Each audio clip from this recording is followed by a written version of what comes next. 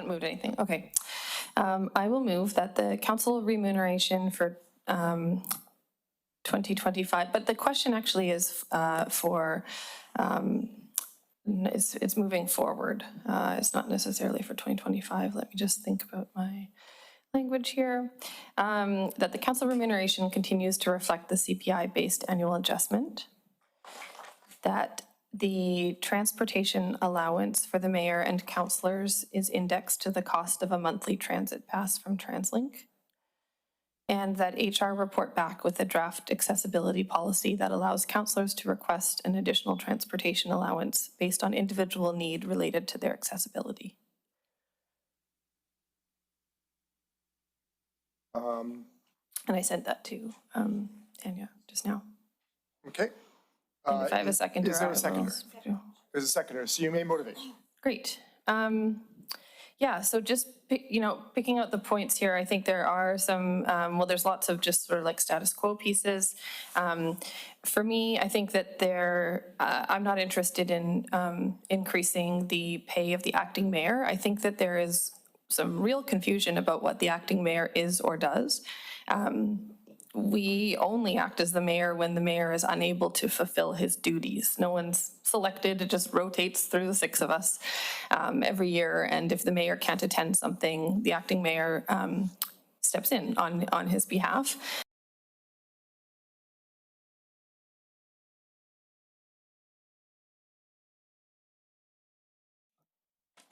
Okay, thank you. Councillor Fontaine.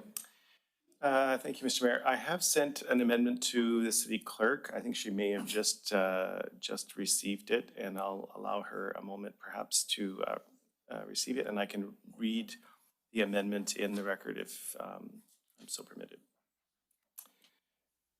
So the amendment, and it may need some refinement based on just some comments that were made, but I'm recommending that this be referred back to staff with direction to revise the 2025 council remuneration policy reflecting the following changes.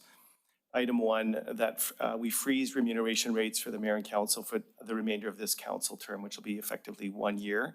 That secondly, we maintain the acting mayor stipend at the existing rate of $1,000 per month rather than increasing it to $2,000. Number 3, maintain the transportation allowances for the mayor and councillors at current levels and replace the flat rate allowance with a receipt-based reimbursement system for verified transportation expenses incurred while performing official duties. 4, direct staff to reform the transition severance allowance to pay continuance model that ceases once a former elected official obtains new and full-time employment.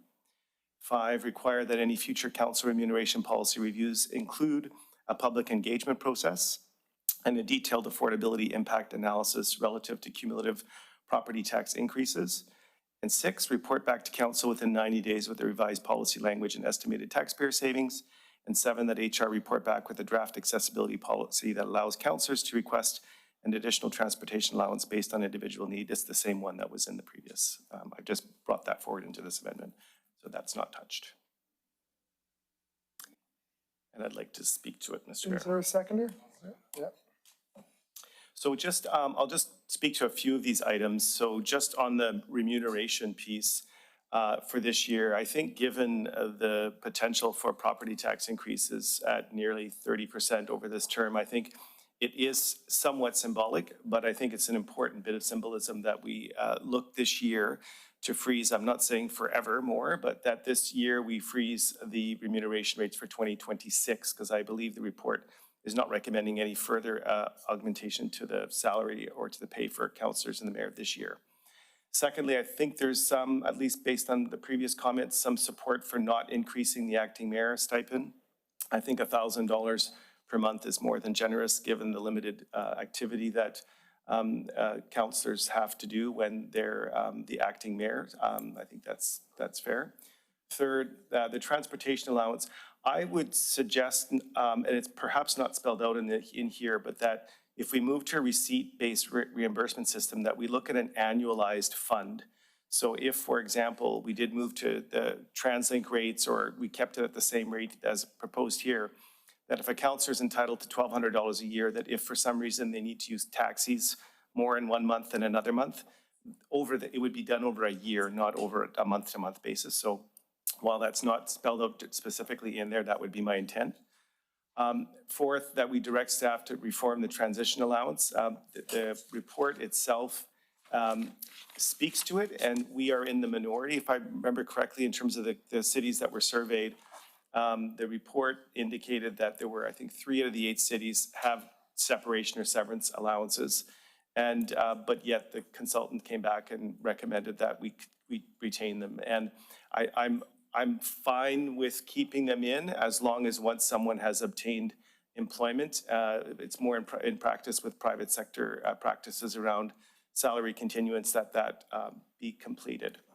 And then furthermore, the other parts, I think, relatively self-explanatory in terms of that. And I do support, if individuals, I do support Councillor Henderson's recommendation that if individual councillors do require additional transportation assistance, that council would do whatever it can to assist that individual councillor with their transportation needs to make sure that they're not hindered in doing their, conducting their role. So I'm hoping that these amendments will be supported, and I'll look forward to hearing from my colleagues. So that's, we should address this as a motion to refer, not as, yeah. So it's referral with instruction to council. If council's intent is to refer to staff with these recommendations, then you would vote for it. And then alternately, the other motion would still be on the floor. This does not replace the other motion. Does that make sense? This is a motion to refer everything. So we should be debating referral. Okay.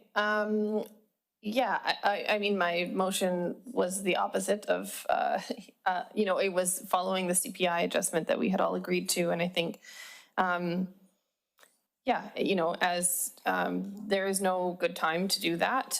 We also like, you know, not every, we all can't roll in fancy cars. And I think that we have to be good ancestors here in terms of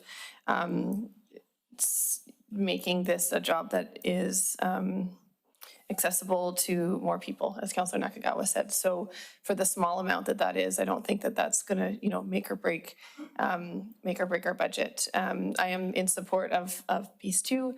I suspect that a receipt-based reimbursement system would cost more in staff time managing that than any savings would come of it, because you know, just thinking about, you know,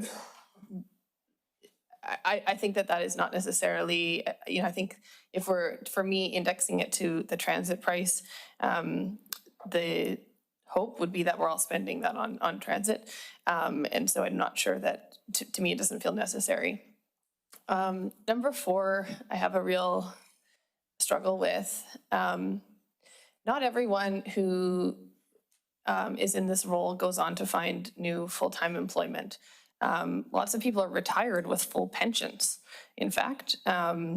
So, or someone might just decide not to work, or someone might take a few years off for their family. Do they continue getting paid that whole time? Like, I think that the system that we have now is in lieu of a municipal pension plan. I think that it makes sense. I think it's pretty fair. And yeah, I'm not quite clear on what a pay continuance model until someone finds employment looks like. Yeah, and you know, people have other sources of income while they're here. So I'm just not clear on that. Yeah, so I don't know about referring this. Like, I don't know what to do with this, so I'm going to have to think about that as I hear from my colleagues, because there's a lot of different pieces here. But I do think we should probably make a decision tonight. I'm not sure that it's helpful to refer it back to staff to come back to us at a later date. But I will listen to what my colleagues say and go from there. Thank you. Councillor Campbell. Yeah, I'm not prepared to refer, primarily because it was already delayed coming to us, this report, because of the pandemic. And I know staff review this policy every 4 years. And I think it's important to reiterate that they didn't do this in isolation. They compared us to 4 or 8 other municipalities. They've already done the due diligence that we would require and expect them to. So to refer this just because, I don't know, someone doesn't like the recommendations that was compared with 8 other municipalities is not a reason that I can support to refer. Thank you. Okay. Councillor Fontaine. Well, I do support the referral because I think on a number of fronts. First of all, to Councillor Campbell's point, there were, I believe, 8 cities that were reviewed. The minority of those cities provided transition allowances, or the severance pay, and yet the consultant didn't recommend to us to remove it.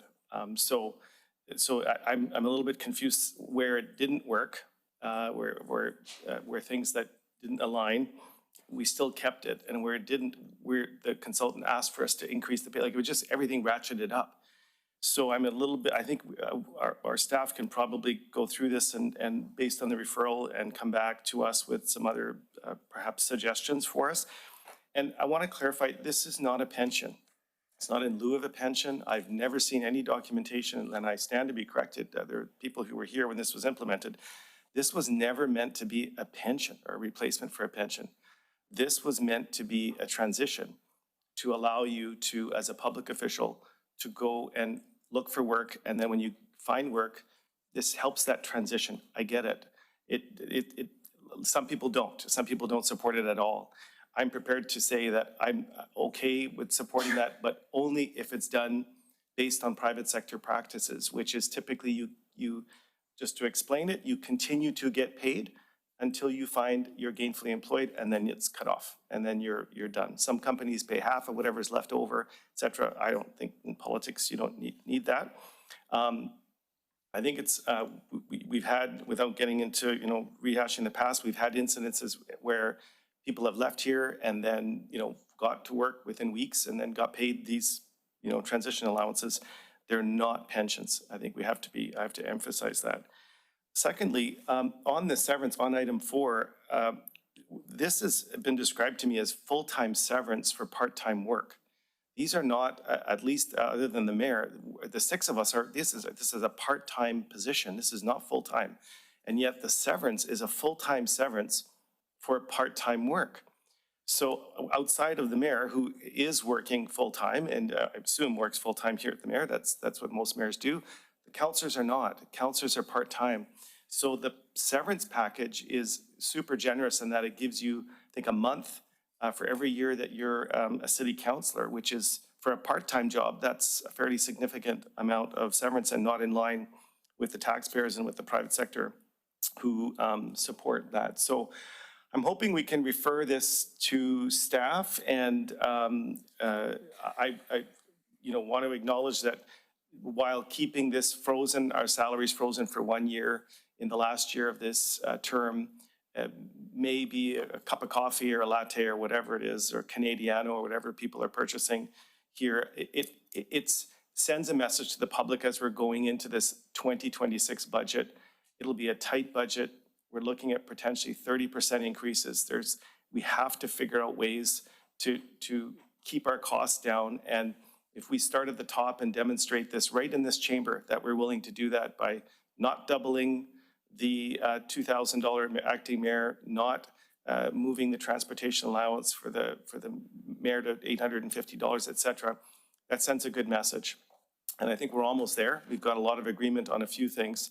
But I think while we're here, let's make those reforms right now on the transition allowance, as well as the other items that are listed above. Thanks. Oh, yeah, thanks. I'll leave it at that. Councillor Nakagawa. Only 3 of the survey organizations provide councillors with an allowance upon leaving office, which is equivalent to the employer's municipal pension plan contributions for exempt staff. 2 of these 3 of these organizations make the payments in the form of a lump sum, while the 3rd organization pays the allowance as salary continuance. Blah, blah, blah, blah, blah. The mayor and councillors are not eligible to participate in the municipal pension plan, so the separation transition allowance is provided in lieu of a pension plan. It says so right there. I'm not sure where the confusion is coming from. Okay, thank you. I'm just not going to support referral on this because this is a body of work that staff and the consultants did at the instruction of this council and this council unanimously agreed on this direction in July of 2024, July 8th, 2024. We want to check the vote. So to refer it now is to delay further work that we've already instructed staff to, and staff would, yeah. So I I can't support delaying it further. So I will vote against referral, but seeing no one else on the queue. Oh, Councillor Fontaine, you've already spoken twice to this amendment, but I will afford you a third time to speak. Yeah, I just want to clarify, Mr. Mayor, and appreciate your comment. I guess where I'm a bit confused with your position is that you said you won't support this referral because it changes what the consultant is, all the work the consultant's done. And yet, if we don't support this referral, we're going to go back to a motion that completely changes what the consultant has recommended. So why is it not okay to change what the consultant has recommended in this referral, but it would be okay for the motion that Councillor Henderson has as the motion that was previously put, which does change all the consultant's recommendations? It's not, anyway, it's not congruent. Thank you, Councillor Fontaine. That is not what I said. I'm saying that I'm not going to send staff back to do more work after we've already sent them off to do the work and they've come back with a report. It's a matter of council giving staff instruction. We are free to respond to that instruction, but the idea of referring this back to them for more instruction is just not on with me. So I will call the question on referral. All in favor? All opposed? It's defeated with Councillors Henderson, Nakagawa, Campbell, McEvoy, and Mayor Johnstone opposed. The motion on the floor is Councillor Henderson's motion. And that, just to clarify for everyone, that is to, my understanding of it as it was read was to support the adjustment, the wage adjustment, because it did not include adjusting the acting mayor wage, so that would suggest that you're keeping the acting mayor where it currently is, and to adjust the transportation cost to index to I heard one zone transit pass. You just says it just says transit pass on the.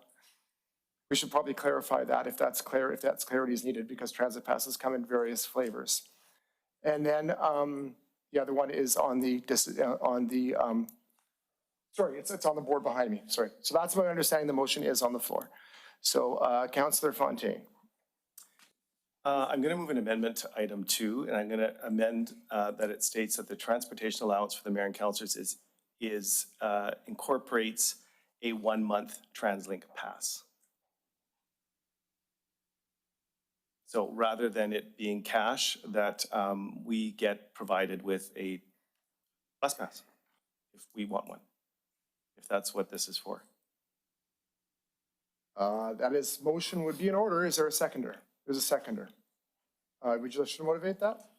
But just to say that if the intent is to provide members of council with a bus pass, then many employers do that as part of their normal workplace. I've worked in places where I've given my own staff bus passes, and you can purchase them through TransLink, and they can be distributed on a monthly basis. But rather than handing out cash, I think it's probably best just to provide a TransLink bus pass if individuals are interested in doing that. So I think it builds on that motion, and I think it's supportable. Councillor Henderson.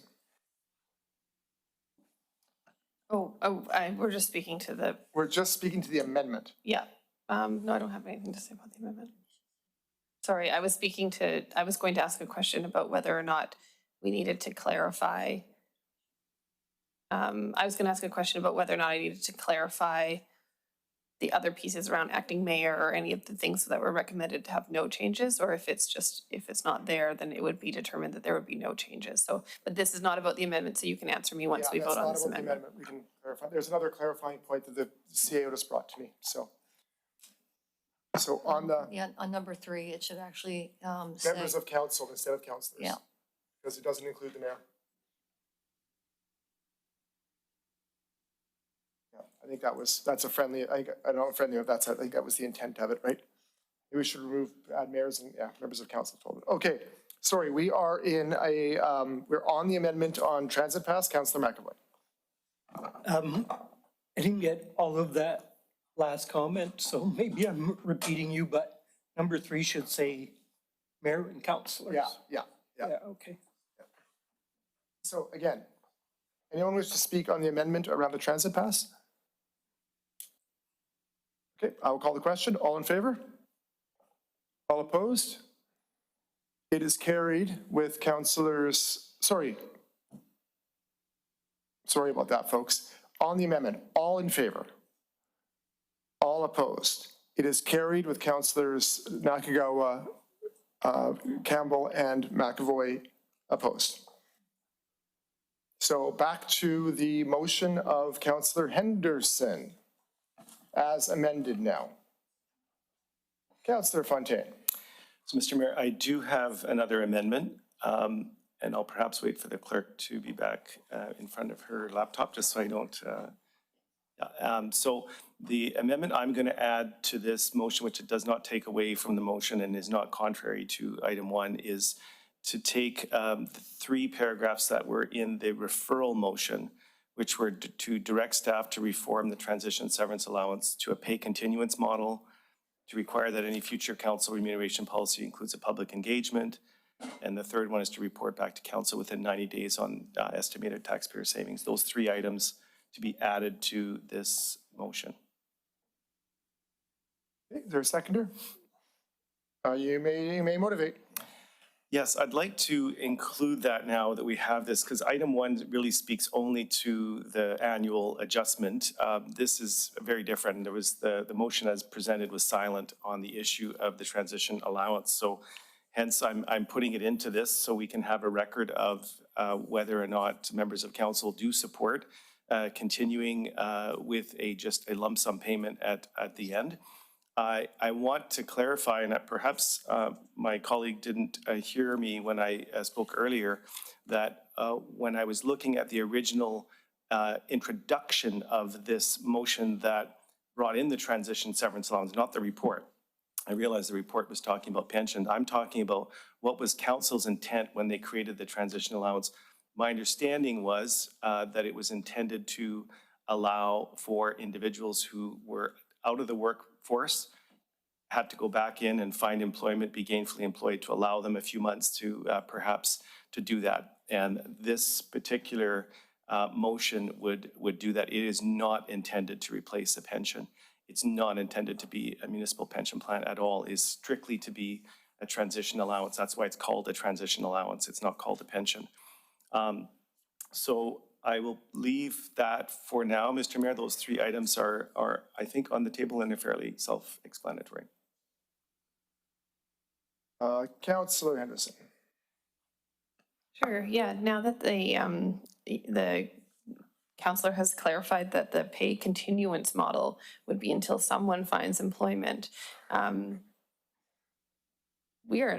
that could go on for a year instead of the 4 months, for example, that I would have. So I think that is actually a far bigger burden to community members in terms of cost of someone who, for a variety of different reasons, may choose or not be able to find gainful employment afterwards.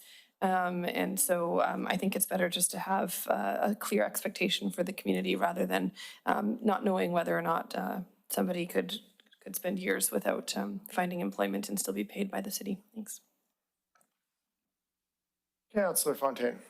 Yeah, just to clarify for Councillor Henderson, the transition allowance, severance allowance only allows 1 month per year that you're a councillor. So you would have, after, for example, a term of 4 years, you would be entitled to 4 months of transition allowance. At that point, it would cease. So the transition allowance policy is not changing. It's a switch to a pay continuance model, which effectively would stop payment once you're gainfully employed. That's the only thing that would be different. So I just want to clarify that this doesn't expand the transition allowance. It just continues to keep it as is, but switches the payment model to a salary continuance from a lump sum. I see no other comments or questions. I will call the vote on the amendment, which is the green items on the board behind me. All in favor? All opposed? It's defeated with Councillors Henderson, Nakagawa, Campbell, McEvoy, and Mayor Johnstone opposed. 2, Councillor Henderson's motion.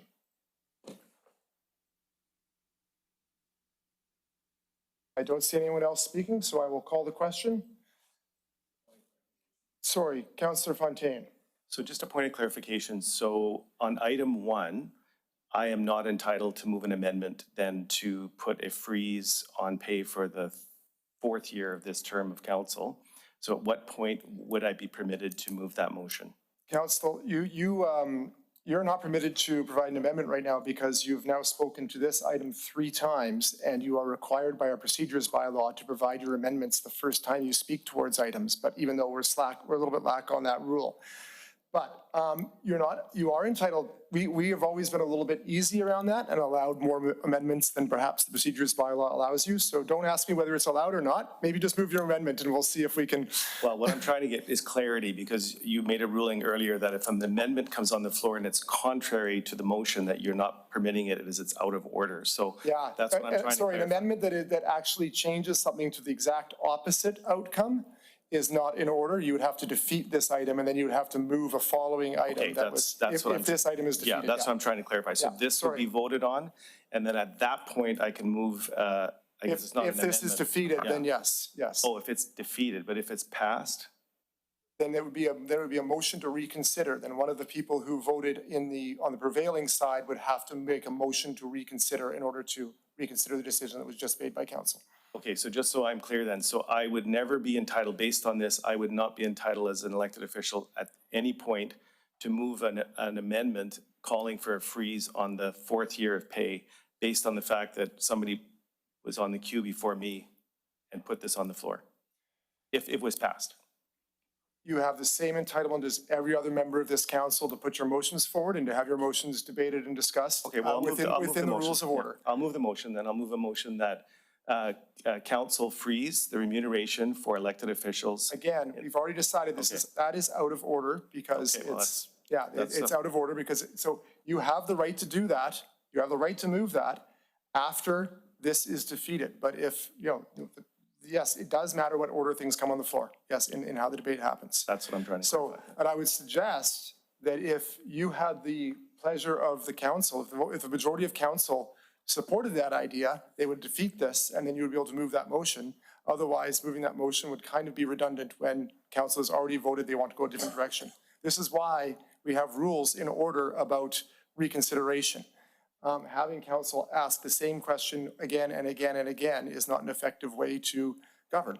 So if a motion is moved, there is an option for reconsideration, but it has to be moved by someone who is on the prevailing side. Am I correct? I just want to make sure I'm clear with my rules on that. Thanks. So I'm calling the question. All in favor? Oh, sorry, Councillor Minhas. Excuse me, Mr. Mayor. Is it possible that I can move a motion on that one? If I could move the same motion? You and Councillor Fontaine have the same rights at this table. Okay. Yes, so again, you cannot move a motion that's out of order, but Okay, I will call the question. All in favor? All opposed? It's carried with Councillors Minhas and Fontaine opposed.